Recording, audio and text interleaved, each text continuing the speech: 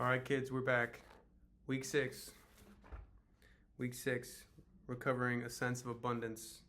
Just to recap, we're doing the artist's way. We're on week 6, a spiritual path to higher creativity, written by Julia Cameron, best-selling author. Basically, how did she word it? A course on creative recovery. So, it's really just a course in discovering and recovering your creative self. And basically starts with the morning pages. Every single day you do 3 pages in a journal, 3 full pages, and what's called an artist date. Once a week you go out, you do something by yourself, something to kind of fuel your creativity. And I've been doing these vlogs just to keep me accountable and show up and tell you guys about it. Hopefully encourage you to try and do this journey yourself, because it's some good stuff, to say the least. But week 6 here, we are on recovering a sense of abundance. And this one, I'll give you a little recap of the week. The way she summarizes it. This week, we'll tackle a major creative block, money. You are asked to really look at your own ideas around God, money, and creative abundance. The essays will explore the ways in which your attitudes limit abundance and luxury in your current life. You will be introduced to counting, a block-busting tool for clarity and right use of funds. Which, wow, I forgot to do that for the week. I did it for the first couple days and I completely forgot, but we'll get to that. Like usual, drinking some tea, but a little different today. We're doing some booch. Some booch nasty. This one's actually good. I remember the first time I ever tried kombucha, I was like, this tastes like a foot, and I never looked back. I drink it all the time now. This one does not taste like a foot though. This one's good. So really the general ideas I got from this book is from this chapter is, at the end of the day, we're all driven by the human needs of, being safe, happy, healthy. And you hear it all the time. People always want more, more, more, and you got to have humility and, I don't even know what you want to say, peace, bringing peace and contentment with what you have. And there's a lot of outside forces that tell you you need more. You need to fill up these holes in your life by buying stuff or by doing stuff. And in reality, that kind of emptiness there, I think, is part of the human condition. And it's something to be aware of and kind of work with. And so sometimes we chase the wrong things to fill that void up. It doesn't really bring us peace and a sense of abundance, which again is what this chapter is about. So finding out what you really like and what really brings a sense of luxury is the word she uses a lot here. Bring a sense of luxury and abundance into your life. Whereas stereotypically that's expensive cars, like colognes, clothing, a big house, that kind of thing, the luxurious lifestyle kind of tropes. But maybe it's not that big, and it's different for everybody. And so you really need to figure out what makes you feel abundant, what makes your life feel abundant, and what makes you feel luxurious. I know for me, just taking a few minutes or not even a few minutes, but setting aside some time to go get a nice coffee and a sweet treat, you know what I mean? Those kind of moments make me feel like a baller sometimes, just to be able to, you know what I mean?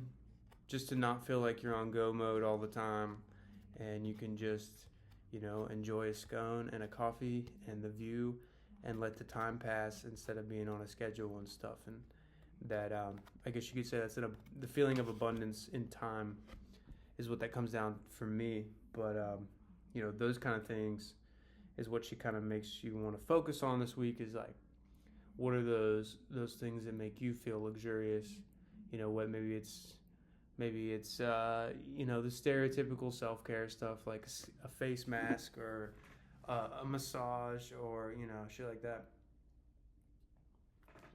But, maybe it's finding a really nice spot to read a book, or, going to the beach, sunbathing, just some things I wrote down to kind of give an example here. But another big point of the chapter, and then I'll kind of start reading some of the little things I have underlined in this chapter, was like I said, all like she said, all around money, uh, and money is kind of idolized at the expense of our spirit and our joy.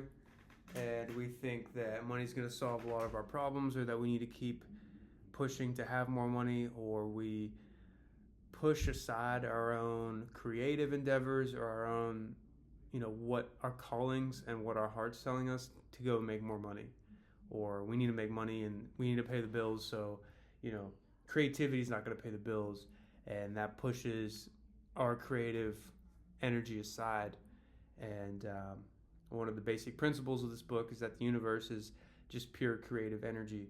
So in a way, it's self-will. It's not natural to push that stuff off. And money is a big block and a big like reason that a lot of people around you find it's just a common narrative like, oh yeah, you gotta do what you can for the money.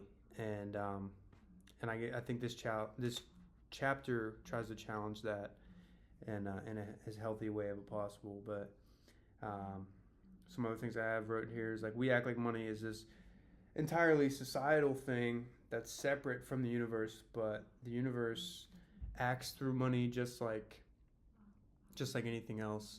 The same way that the seasons change, and the idea of karma, like money is just a system of exchange. Like, we used to just trade stuff. Money just came in and it became the middleman between like what you have and what I have, and money's going to just represent the value of that exchange. A value exchange is how it's put.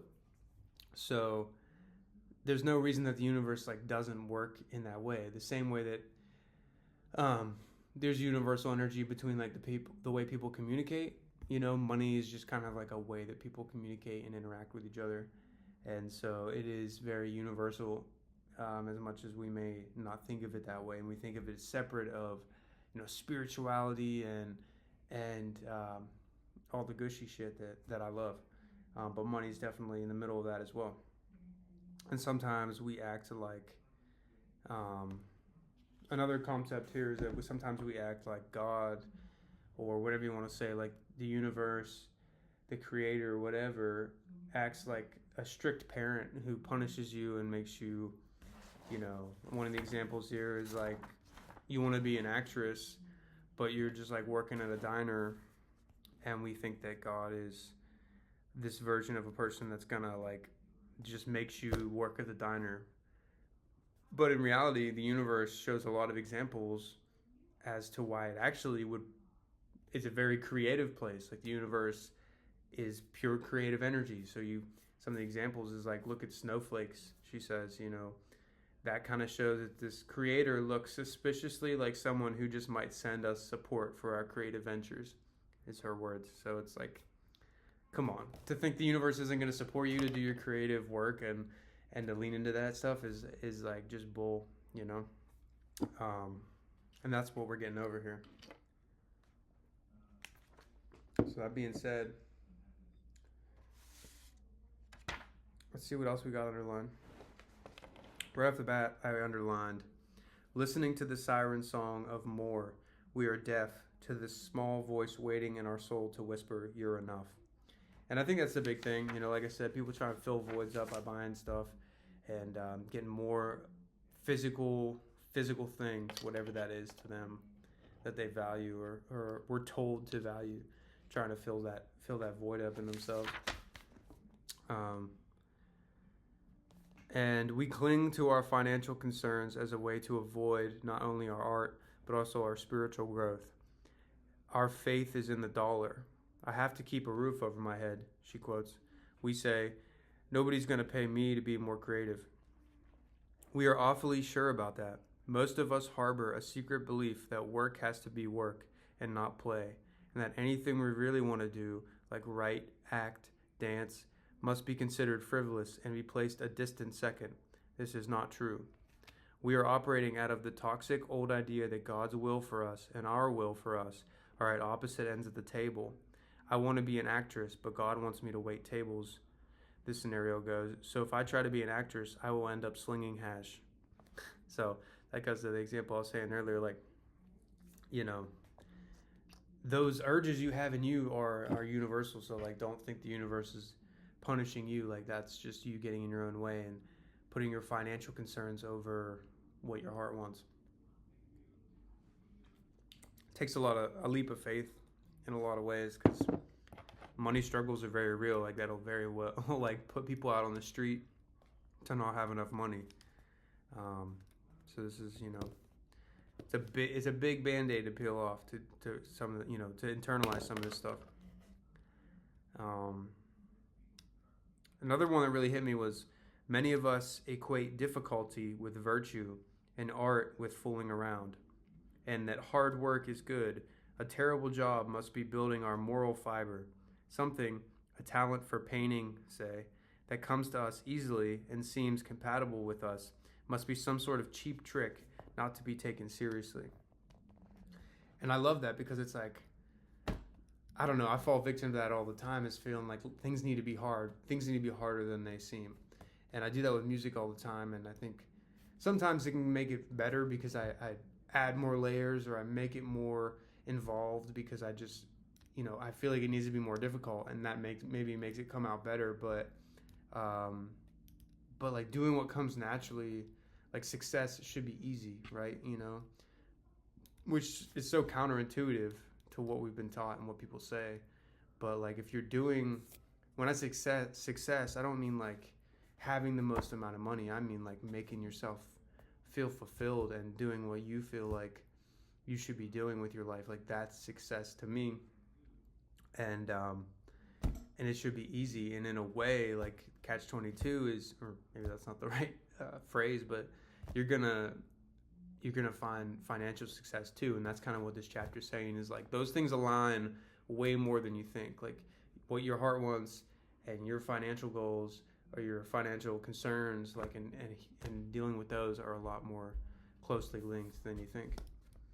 And then she goes on to talk about, like I said, look at God's creation. It is pretty clear that the Creator itself did not know when to stop. There is not one pink flower or even 50 pink flowers, but hundreds. Snowflakes, of course, are the ultimate exercise in sheer creative glee. No two alike. This Creator looks suspiciously like someone who just might send us support for our creative ventures, which is awesome. Like, it's so true. Like, you're gonna sit back and say that, like, oh, the universe doesn't want me to succeed in my creativity and everything's beating me down, but like, look around you. Like, everything is creation. Like, it's pure creative energy. Like, that's just get out of your own head. That's crazy.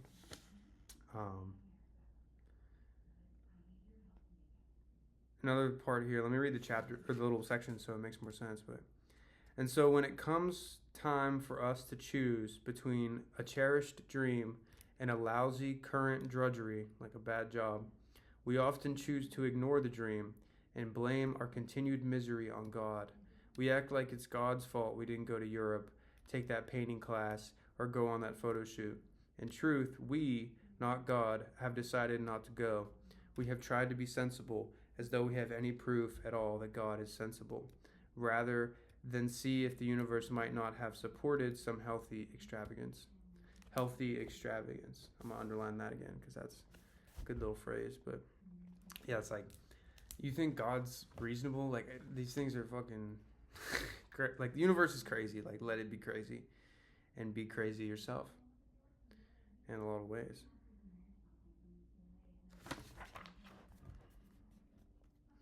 And then it goes on to talk about extravagance and luxury more, but making art begins with making hay while the sun shines. It begins with getting into the now and enjoying your day. It begins with giving yourself some sweet treats, or small treats and breaks. See, my mind's on the sugar at all times. It begins with getting into the now and enjoying the day. I love that. Another one I underlined and starred. This is extravagance, but so is God, is quoted, is a good attitude to take when treating your artist to small bribes and beauties. Remember, you are the cheapskate, not God.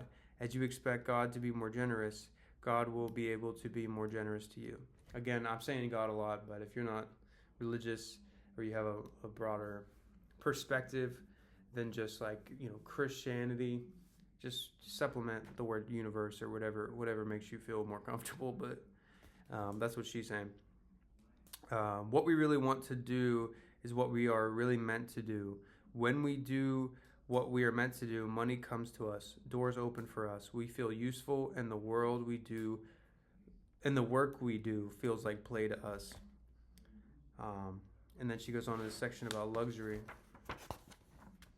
I love doing these recaps, by the way. I love rereading these. I love talking out loud about them because I have all these notes, and when I'm reading them for the first time, I'm like, bars, like, just loving it. But it's so cool to like reread them and talk them through again. But yeah, like, art is born in expansion, in a belief in sufficient supply. It is critical that we pamper ourselves for the sense of abundance that it brings to us.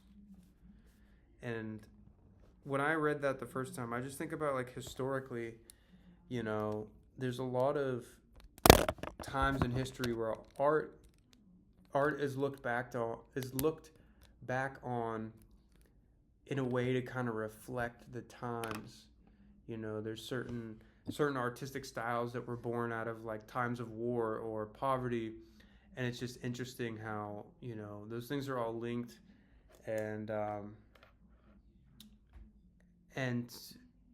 when you're in fight or flight, it's hard to be creative because you're in survival, and creativity is like a higher form of consciousness, and just trying to stay warm and feed your family is very grounded and earthly. So I feel like what she's saying is to bring a sense of abundance through luxury. Like, maybe you don't have enough money to buy a Lamborghini, but you can buy yourself a chocolate croissant, you know what I mean? And just like close your eyes and really like taste how good that shit is, and just like love life and appreciate the day, appreciate the moment. Don't live in your bank account and your to-do list all the time, because like what's that, like that, you're not a gear, you're not a robot, like you're a human being who's supposed to be appreciating the world, and a sense of luxury will help you relax like that and be creative. All too often, we become blocked and blame it on our lack of money. This is never an authentic block. The actual block is our feeling of constriction, our sense of powerlessness. Art requires us to empower ourselves with choice. At the most basic level, this means choosing to do self-care. I got no comments on that, but hope that worked for you. Let me be clear that the luxury I'm talking about here has nothing to do with penthouse views, designer clothes, foreign sports cars, or first-class travel. This man enjoys all those privileges, but what he doesn't enjoy is his life. He has denied himself the luxury of time. Time with friends, time with family, above all, time to himself, and no agendas of preternatural accomplishment. I don't know that word. But yeah, like what I said at the beginning, luxury of time is the biggest thing, because time is really the only resource we have, and we don't even know how much we have it until it's gone, right? But feeling like you don't have to be rushed, like feeling like there's not something that needs to be accomplished really quickly, I think is what brings that peace and that like playfulness. You know what I mean? Like, how are you gonna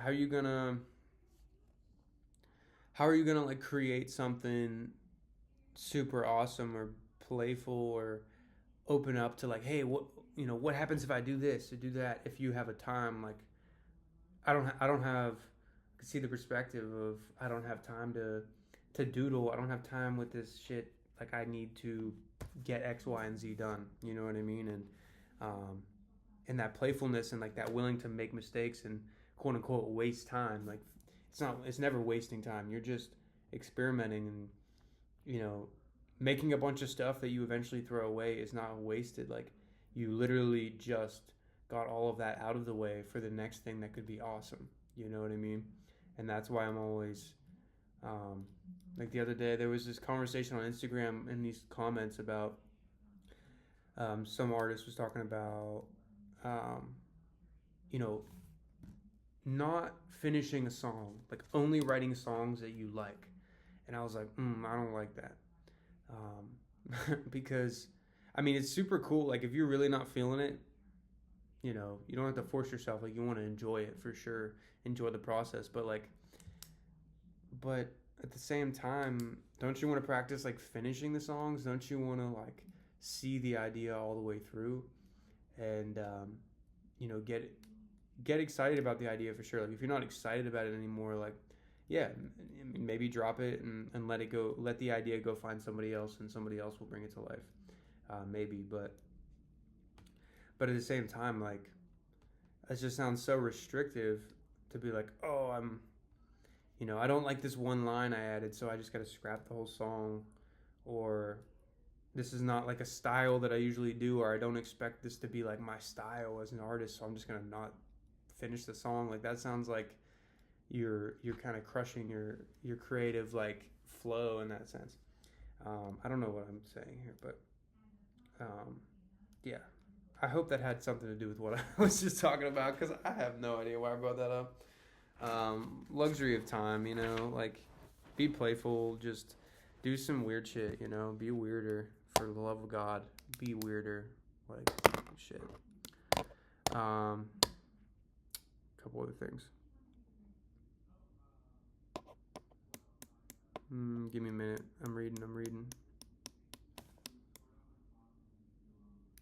It has reminded me of the vulnerability of all artists, even very famous ones, to the shaming I should be working side of themselves that discourages creative pleasures. So that's another thing. So I'm glad I had that underlined. It's like, and I do that all the time. Like, my girlfriend will want to do something, and I'm like, oh, I haven't like sat at this desk for like 4 days. Like I haven't. It's been 2 weeks since I picked up my guitar. Like this is terrible, and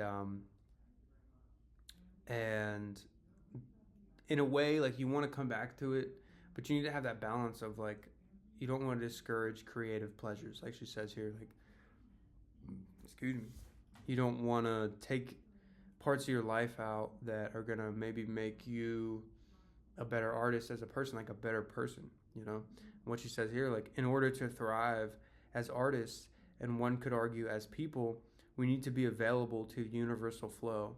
When you put a stopper on our capacity for joy by anorexically declining the small gifts of life, we turn aside the larger gifts as well.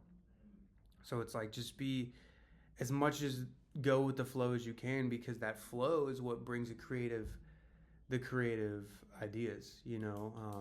That flow is what the songs come through, the poems, the paintings, the story ideas, the movies, like those, that flow is where it's all coming from. So the idea to go on a day trip with somebody or go meet a friend for breakfast, and then just like going with the flow, like that flow is the creativity that you might be looking for. And so to go with that more is only going to open yourself up to what she says, like the larger gifts of the flow, which might be like a hit song or an awesome movie idea.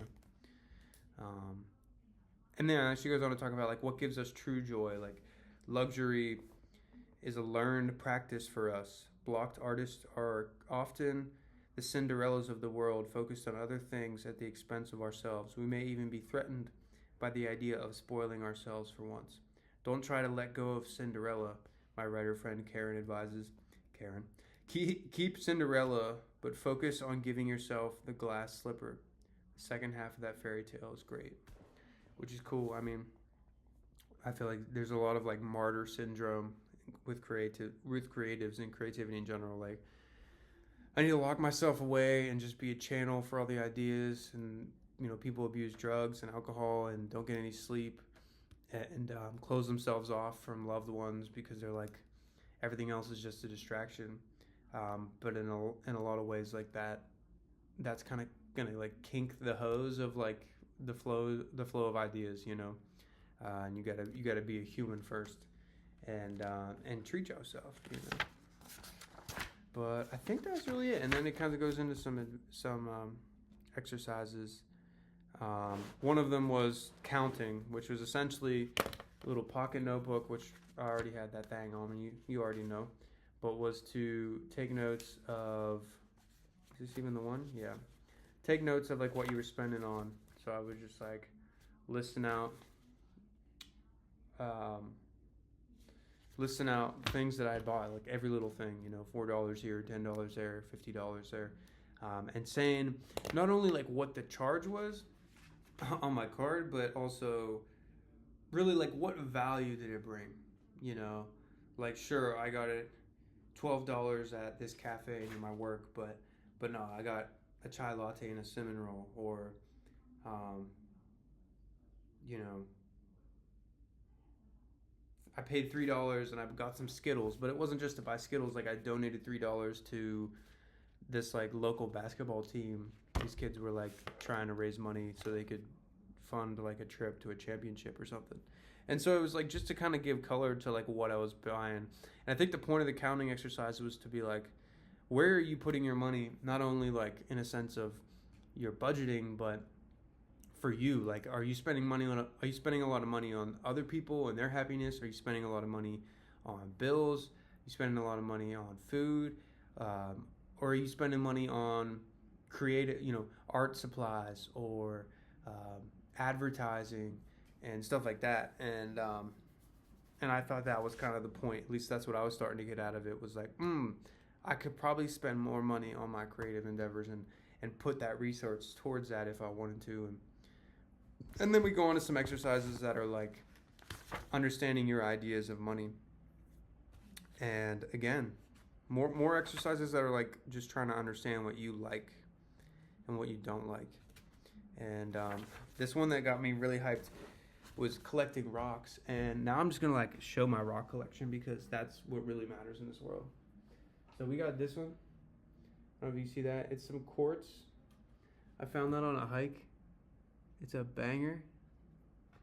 It's kind of like, the camera's kind of like blowing out the color, but it's slightly pink. It's super nice. Give it a wash. And then I feel like a toddler, but that's how you know this is working. I got this one, which doesn't seem like much, but it's super light. It's like whatever's in it, whatever is made out of is like super light. And it's a little gritty, so I kind of mess with that. Look at this one, bro. I got this one. Again, this is a task that the book told me to do this week. And I just went through my car and realized I've been collecting rocks for like years. I had so many rocks in my center console, it's ridiculous. But look at this one. It's so flat. It's like a perfect skipping rock, but I was like, no, I gotta keep that. I think I got this somewhere in like Rhode Island or like Lake Erie or something. I don't even remember. This one, super soft, like super soft and speckled. That type of shit. I don't know what this is. I don't know if this is a shell or a rock, but it was like purple. I think it's kind of a shell. Sounded like a rock. But yeah.